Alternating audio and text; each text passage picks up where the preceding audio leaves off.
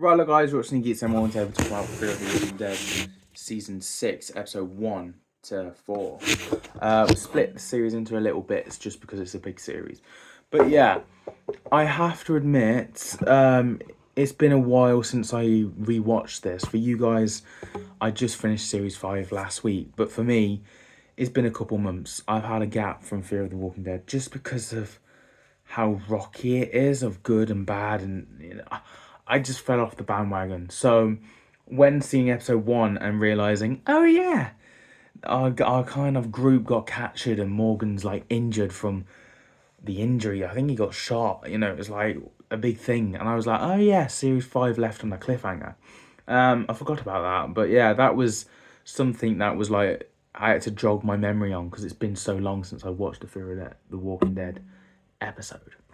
Of course, this is my first time watching, so I'm a noob to this universe still. But episode 1 to 4, we're going to try and review and break it down into one go. So, episode 1, we more just follow Morgan of how his life is and meeting this other guy that helps Morgan escape from, you could say, a bounty hunter in a way. A guy after him sort of thing. You could say that's sort of how it went. Obviously, that guy helps the bounty hunter get taken down, but that guy also dies as well. So there's that. But we see what Morgan's like and way he's still trying to help his friends, still trying to go out there for them. But of course, we also have elements of how injured Morgan was, and he's like still recovering. He had the red eyes. In fact, you can see it in the box set itself, how red his eyes were and everything. He was really at death's door in episode 1. But we've kind of seen how he's progressed, and he had help and just got away from the bounty hunter away. He's also said, "You've killed Morgan. I'm a new person." Basically means he's going off the rails and going to come for you, which is interesting and cool. Episode 2 was more focused on the other group. Now, episode 2, 2, 3, we kind of got more on the other group, trying to escape, trying to do other things. Also, the parallels between the woman that's obviously captured them and stuff and making them do certain roles for her is quite parallel to the main show of The Walking Dead, I found. Well, obviously, in the main show, they had this woman at Alexandria before, obviously, Rick took over. She kind of gave Rick and the group certain tasks to do in Alexandria, but they weren't forced. This is like, here's tasks to do and you're forced to do it sort of vibe, which is like, obviously our characters are not happy with that. Some are trying to escape, some are trying to secretly go behind each other's backs, and some backstabbing going on between episode 2 and 3. Obviously as well, we have the guy who owns the boat, I like to call him, because I hardly know any of these characters' names, because let's be honest, I've had a massive gap from it as well. The guy who owns the boat, as I say, from the original first series, of course, he's getting dark in this series. Like, he literally killed this dude. We had like an origin story of this dude, and he's like, I can't do anything. He's a bit weak and wimpy. However, the boat guy just literally throws him and gets him stabbed, and the zombies come on him. Literally, he did that to him. And then he also, later on, when that other guy lost his friend, has the cowboy hat and stuff, when he lost his friend, this other guy tries to fight him, and it's like, what the hell is going on with this character? This character's turned into a dark turn. He's got some subtle stuff, and he hasn't shown it to any of his friends yet. So that's interesting to see where they're going to go down with that. But it is interesting, we've seen a lot more of a darker side to him.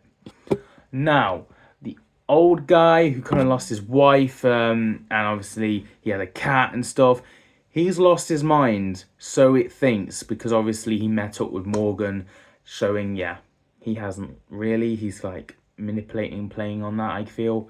So yeah, he's trying to pretend he's lost his mind to get away with something. Maybe he's Morgan's secret spy of such. We'll have to find out where that's going, but obviously he's doing it for a reason. And this woman who's capturing them all, you could say the mayor of this society, her sister's a bit of a cop out. So she has a sister that's helping our main characters, and she's trying to help them here and there. And obviously she's a youthful kid, so she's also messing up and getting them to court and stuff as well. But she's helping them as best as can. I don't get the motive between her helping her and why she really wants to go against her sister. So hopefully they develop on that more than other. My sister's a bad person, so I need you guys. I don't buy it. I just feel like it doesn't feel that well developed, and I think you need to work on her quite a lot with whatever episodes we get next with her. And the zombies, the interestingest death I think was the one where they had the music on the tree, and the zombies were like ripping apart this woman. It turned out to be one of our characters knew this woman, sort of thing.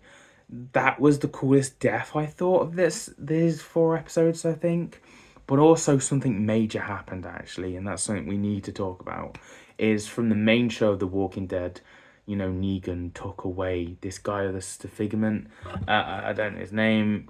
I forgot. He's got blonde hair. He's got a disfigurement. He's after his wife. He's been looking for her for ages. When Negan took her from the first series and she escaped and ran away, this guy's been looking for her for a very long time, which led us bumping into him in Fear of the Walking Dead with Morgan and all that. And he's been helping our characters, but he's still been looking for her. And honestly, that's so cool. That's interesting because obviously he finally met her. We finally get that payoff, and he was hugging her, and he was happy.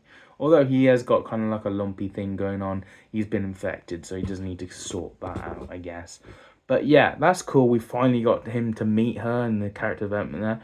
And obviously, it's played by the same actress, so that's cool that they managed to bring her back as well.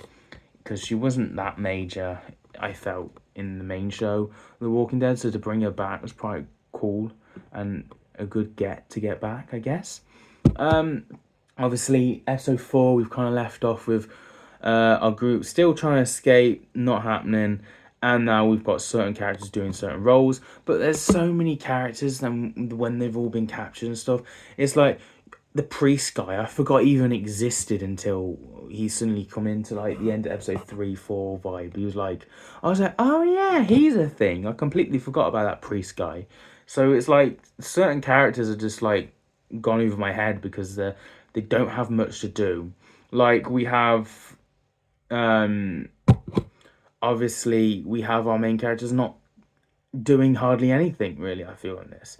I think we need to do a lot more, and it needs to pick up the pace. I feel like yes, we've shown how they're living now and what's happened and why they're trapped, but I feel like we need to get past that quick time and develop them a bit more.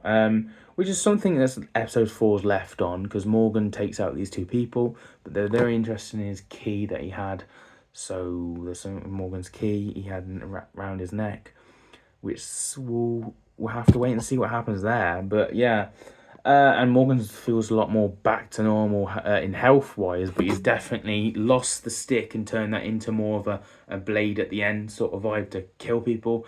So he's gone down a dark path, which is interesting, and I can't wait to see where we go with that. But yeah, also he has a dog now, Morgan, so shout out to that, I guess.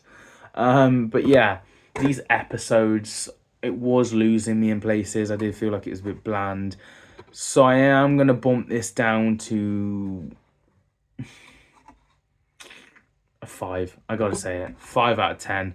Really just an average borderline. It needs to pick up the pace for me, I feel. There's some interesting stuff there. There's not bad, so it just bump it to a 5 standard. But it needs to start hooking me because this show, it's just not as good as the original, is it? But yeah, that's my first time watching episode 1 to 4 of Fear of the Walking Dead. I will talk about my thoughts and opinions on episode 5 and beyond next time of series 6, so stay tuned for that. First time watching again, so we'll see where we go with that, but that's my thoughts and opinions, guys. Of course, we won't just talk about Fear of the Walking Dead, we do the main show, of course, as well, and other spin-offs. But we do Marvel, Doctor Who, Rick and Morty, Chucky, Star Wars, you name it. We're a place to be for a geek like me, so join and subscribe. I'll see you guys in the video soon. Have a nice day.